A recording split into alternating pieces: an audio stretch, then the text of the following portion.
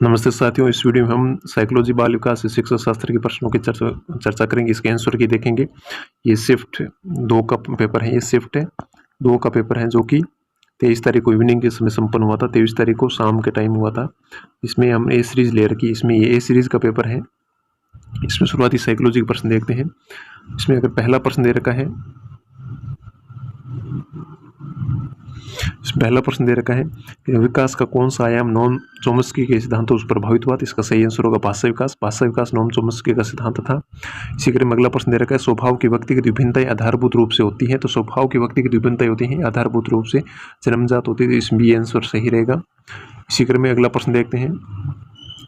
तीसरा प्रश्न दे रखा है कि किसने व्यक्तित्व के किसी भी सिद्धांत को प्रतिपादित नहीं किया। तो इसमें सिगमंड फ्राइड ने तो इसको किया था, और इसमें ओलपोर्ट ने भी किया था, केटल ने भी किया था, लेकिन स्किनर ने इसको व्यक्तित्व सिद्धांत नहीं दिया था। तो इसमें ये आंसर सही रहेगा। इसी तरह अगला प्रश्न दे रखा है हेनरी मुरे तथा क्रिस्टियाना डी मॉर्गन के द्वारा कौन सा परीक्षण निर्मित किया गया था। इसमें हेनरी मुरे तथा क्रिस्टियाना डी मॉर्गन के द्वारा इसमें कथानक संप्रत्य परीक्षण प्रस्तुत किया गया था। इसको अपन किया गया था थेमेटिव ऑपरेशन टेस्ट, TAT कहते हैं, टेट। इसको उनके द्वारा प्रतिपादित किया गया था। इसी क्रम में अगला प्रश्न देखें। एक बालक की बुद्धि के लिए निम्नलिखित में से कौन सा कारक संबंधित नहीं है। तो इस बालक की बुद्धि से निम्न कौन सा कारक संबंधित नहीं है। तो इसमें पोषण होता है संबंधित, निंद्रा भी होता है, स्वास्थ्य भी होता है, लेकिन अधिवास इससे संबंधित नहीं है बालक की बुद्धि से। इसी क्रम में अगर अगला प्रश्न देखें तो अगला प्रश्न दे रखा है कि कौन सा परीक्षण बुद्धिमत्ता का संस्कृति मुक्त परीक्षण है। संस्कृति मुक्त अवाचिक परीक्षण, संस्कृति मुक्त अवाचिक परीक्षण के बारे में पूछा गया है। इसका सही आंसर आएगा स्टैंडर्ड प्रोग्रेसिव मैट्रिक्स आएगा। ये संस्कृति मुक्त होता है, अवाचिक परीक्षण भी होता है। इसी तरह अगला प्रश्न दे रखा है बहुआयामी बुद्धिमत्ता के गार्डनर के सिद्धांत किसी में कौन सी बुद्धिमत्ता शामिल नहीं है। तो बहुआयामी बुद्धिमत्ता के गार्डनर के सिद्धांत में कौन सी बुद्धिमत्ता शामिल नहीं, इसका सही आंसर आएगा। इसमें देखते हैं तो इसमें सामैंगिक बुद्धिमत्ता इसमें शामिल नहीं होती, तो इसमें सी आंसर सही रहेगा। इसी तरह अगला प्रश्न देखते हैं। अगला प्रश्न दे रखा है रचनात्मक शिक्षण चिंतन में कौन से प्रकार से संबंधित। रचनात्मक चिंतन के कौन से प्रकार से संबंधित है। रचनात्मक चिंतन कौन से प्रकार से संबंधित है, इसका सही आंसर है अपसारी चिंतन से संबंधित है। इसमें डी ऑप्शन सही रहेगा। इसी तरह अगला प्रश्न दे रखा है मानसिक विबंधित पद को किस पद के साथ प्रतिस्थापित किया जा सकता है। इसका सही आंसर आएगा। तो इसमें मानसिक विबंधता को बौद्धिक प्रतिकूलता के साथ इसमें बौद्धिक प्रतिकूलता नहीं, बौद्धिक अयोग्यता के साथ में इसको संपादित किया जा सकता है। एंड डिसेबिलिटी के साथ में इसको प्रतिस्थापित किया जा सकता है। इसी तरह अगला प्रश्न दे रखा है व्यक्ति के सिद्धांतिक उदाहरणों निम्नलिखित में कौन सा कथन सत्य नहीं है। तो इसमें पूछा गया सत्य नहीं पूछा गया, तो इसमें सही आंसर आएगा इस तरह होगा, इस तरह ये ऑप्शन सही रहेगा इसमें। इसी तरह अगला प्रश्न देखें। अगला प्रश्न दे रखा है पढ़ने से संबंधित अधिगम असमता को क्या कहा जाता है। पढ़ने से संबंधित अधिगम असमता होती है, उसको डिस्लेक्सिया कहा जाता है। इसमें बी ऑप्शन सही होगा। न्यूनतम आधारभूत सुविधा से वंचित बालक को निम्नलिखित में वर्गीकृत किया जा सकता है। इसको न्यूनतम आधारभूत सुविधाओं से वंचित बालक तो उसको प्रतिकूल परिस्थितिगत बालक में कहा जा सकता है। इसका सी ऑप्शन सही रहेगा। इसी तरह अगला प्रश्न देखें। 13 नंबर प्रश्न दे रखा है निम्नलिखित में से कौन सा कुसमायोजन का व्यवहारात्मक लक्षण है। कुसमायोजन अगर व्यवहारात्मक लक्षण के बारे में पूछा गया है तो इसमें आक्रामकता कुसमायोजन का लक्षण है। इसमें ये ऑप्शन सही रहेगा। इसी तरह अगला प्रश्न दे रखा है विशेष आवश्यकता वाले बालकों को कौन सी विधि प्रत्यक्ष रूप से संबंधित नहीं है। प्रत्यक्ष रूप से कौन सी विधि प्रत्यक्ष रूप से संबंधित नहीं है, इसके बारे में पूछा गया है। तो इसका अगर सही आंसर देखें तो इसमें आएगा भिन्न शिक्षण विधि होती है, भिन्न शिक्षण विधि इससे संबंधित नहीं है, तो इसमें सी आंसर आएगा। इसी तरह अगला प्रश्न दे रखा है IP पावलोव के द्वारा प्रतिपादित शास्त्रीय अनुबंधन सिद्धांत अधिगम को निम्न के द्वारा समझाता है। शास्त्रीय अधिगम सिद्धांत या अधिगम को किसके द्वारा समझा जाता है, इसमें सही आंसर आएगा शास्त्रीय अधिगम सिद्धांत साहचर्य के द्वारा समझाता है। इसमें बी ऑप्शन सही रहेगा। इसी तरह दे रखा है निम्नलिखित में से 16 प्रश्न है कि निम्नलिखित में कौन सी बालकों के लिए अधिगम प्रक्रिया में नहीं है। तो कौन सा बालकों अधिगम प्रक्रिया में नहीं है, तो इसका आंसर देखें। इस परिपक्वता अधिगम प्रक्रिया में नहीं, प्रतिबिंबन तो है, तर्क भी है, कल्पना है, लेकिन परिपक्वता अधिगम प्रक्रिया में नहीं, तो इसका सी ऑप्शन सही रहेगा।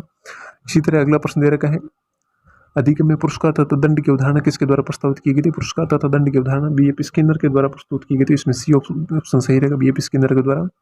इसी तरह अगला 18 नंबर प्रश्न देखते हैं। दे रखा है अधिगम की अवधारणा के लिए कौन सा कथन सत्य नहीं है। तो अधिगम की अवधारणा के लिए कौन सा कथन सत्य नहीं पूछा गया है, तो इसमें 18 इसमें तो अधिगम व्यवहार में परिवर्तन है, सही है। अधिगम रूप अपेक्षाकृत रूप से स्थायी अंतर परिलक्षित होता है, सही है। अधिगम अभ्यास पर प्रभावित होता है, सही है, लेकिन अधिगम जन्मजात प्रक्रिया नहीं होती, इसमें डी ऑप्शन सही रहेगा। इसी तरह अगला प्रश्न देखें। 19 नंबर प्रश्न दे रखा है कि शिक्षा में अवधारणा मानचित्रण के किसके द्वारा साबित किया गया था। शिक्षा में अवधारणा मानचित्रण किसके द्वारा दिया गया था? इसका अगर अपन देखें तो इसको जोसेफ डिनोवो के द्वारा दिया गया था। इसमें डी ऑप्शन सही रहेगा। इसी तरह अगला प्रश्न दे रखा है कि समय शिक्षण का कौन सा प्रकार शिक्षण के उद्देश्यों पर आधारित नहीं है? उद्देश्यों पर आधारित नहीं पूछा गया, तो शिक्षण में कौन सा प्रकार है जो इसका आधारित नहीं है? तो इसमें वर्णनात्मक शिक्षण इसमें आधारित नहीं है। ये बाकी तीनों संज्ञानात्मक, भावात्मक, मनोगत्यात्मक तीनों इस पर आधारित हैं। तो इसमें वर्णनात्मक ये नहीं, तो इसमें बी ऑप्शन सही रहेगा। इसी तरह अगला देखते हैं, दे रखा है कि नैसर्गिकता के विचारों की सूची के एकत्रण के कारण विशिष्ट समस्या के समाधान के समूह रचनात्मकता विधि का कहा जाता है। किसे कहा जाता है? समूह रचनात्मक विधि किसे कहा जाता है? इसको अपन देखें तो इसमें मस्तिष्क विप्लव युक्ति होती है, इसको ब्रॉनस्टॉर्मिंग, इसको समूह रचनात्मक विधि कहा जाता है, ब्रॉनस्टॉर्मिंग को। इसी तरह अगला प्रश्न देखें, 22 नंबर प्रश्न दे रखा है कि कक्षा अधिगम में अभिप्रेरण की भूमिका किस प्रक्रिया से प्रत्यक्ष रूप से संबंधित नहीं है? तो इसमें किस पूछा गया है कि कक्षा में अभिप्रेरण की भूमिका किस प्रत्यक्ष रूप से संबंधित नहीं पूछा गया है। इसका अगर अपन देखें तो इसमें प्रशंसा व आलोचना भी हो सकता है तथा आकांक्षा इस तरह होता है। ये बोर्ड के ऊपर है, इसमें दोनों में से कौन सा आंसर मानता है। इसी तरह अगला प्रश्न देखते हैं, इसमें दे रखा है एनसीएफ 2005 का मुख्य दर्शन किया, तो इसमें बिना बोझ की शिक्षा आ गई। यह यशपाल समिति का मुख्य उद्देश्य था। इसी क्रम में अगला प्रश्न दे रखा है, अगला प्रश्न है कि 24 नंबर प्रश्न दे रखा है, शिक्षा का अधिकार अधिनियम 2009 में कौन सा कथन सत्य नहीं है? इसमें शिक्षा के अधिकार में आर्टिकल 2009 के अनुसार कौन सा नियम सत्य नहीं है? तो इसमें देखें तो इसमें अध्यापक के प्रति सप्ताह न्यूनतम 60 घंटे कार्य करना नहीं होता है, यहाँ पर 45 घंटे कार्य किया जाता है। तो इसमें यह कथन गलत आ गया, तो इसमें डी ऑप्शन आ जाएगा। इसी तरह अगला प्रश्न देखें, 25 नंबर प्रश्न दे रखा है कि शिक्षा के क्रियात्मक अनुसंधान के विकास में किसने योगदान नहीं दिया? क्रियात्मक अनुसंधान के विकास में किसने योगदान नहीं दिया? स्टीफन एम कोमेन इसने योगदान नहीं दिया था। स्टीफन एम कोमेन दिया था, कुर्ट लेविन था, बकिंघम था, लेकिन ये नहीं था। इसमें सी ऑप्शन सही रहेगा। इसी तरह प्रश्न दे रखा है, शिक्षा मनोविज्ञान के किस स्तर के मापन का न्यूनतम प्रयोग किया जाता है? तो किस स्तर के मापन का न्यूनतम प्रयोग किया जाता है? इसमें से देखें तो इसमें नामिक मापने का सबसे न्यूनतम प्रयोग किया जाता है, तो इस बी ऑप्शन सही रहेगा। इसी तरह अगला प्रश्न देखें, 27 नंबर प्रश्न दे रखा है, निम्न वैज्ञानिकों में कौन सा बाल विकास के सिद्धांतों से संबंधित नहीं? अगर बाल विकास के सिद्धांतों की बात करें, इससे कौन संबंधित नहीं पूछा गया है।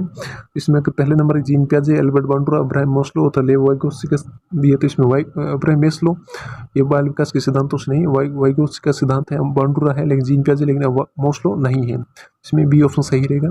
इसी तरह अगला प्रश्न दे रखा है, आनुवंशिकता की भूमिका के अध्ययन के लिए कौन सी विधि वैध नहीं? आनुवंशिकता की भूमिका अध्ययन के लिए कौन सी विधि वैध नहीं पूछा गया है। तो इसमें अपन देखते हैं समूह अध्ययन आ गया, पीयर ग्रुप स्टडी आ गई, ये आनुवंशिकता के अध्ययन से संबंधित नहीं है। बाकी तीनों ये जुड़वा बच्चों का अध्ययन, दत्तक ग्रहण अध्ययन तथा अभिभावक बालक विश्लेषण आनुवंशिकता से संबंधित विधियाँ हैं। इसमें डी ऑप्शन सही रहेगा 29 में। इसी तरह अगला प्रश्न देखें तो अगला प्रश्न दे रखा है कि व्यक्ति की दिखाई देने वाली दैहिक तथा मनोवैज्ञानिक विशेषताओं को रूप में परिभाषित किया जाता है। इसको दैहिक तथा मनोवैज्ञानिक विशेषताओं को फिनोटाइप रूप में परिभाषित किया जाता है। इसको फिनोटाइप सी ऑप्शन सही रहेगा 29 में। इसी तरह अगला प्रश्न दे रखा है, किस परिप्रेक्ष्य में के अनुसार बाल विकास शरीर के अंदर एक विशिष्ट तथा पूर्ण व्यवस्थित प्रणाली है। इस विशिष्ट तथा पूर्ण व्यवस्थित प्रणाली इसका आंसर देखें। इसमें ऑप्शन दे रखा वातावरण है, जैविक, सामाजिक तथा मनोवैज्ञानिक दे रहा है। इसमें मनोवैज्ञानिक परिप्रेक्ष्य के अनुसार बाल विकास शरीर के अंदर एक जीवित तथा पूर्ण व्यवस्थित प्रणाली है। इस तरह हमने शिफ्ट सेकंड के ए सीरीज के पेपर के 30 प्रश्नों का अध्ययन किया। कमेंट करके बताइएगा आपके 30 में से कितने प्रश्न सही हो रहे हैं। Thank you.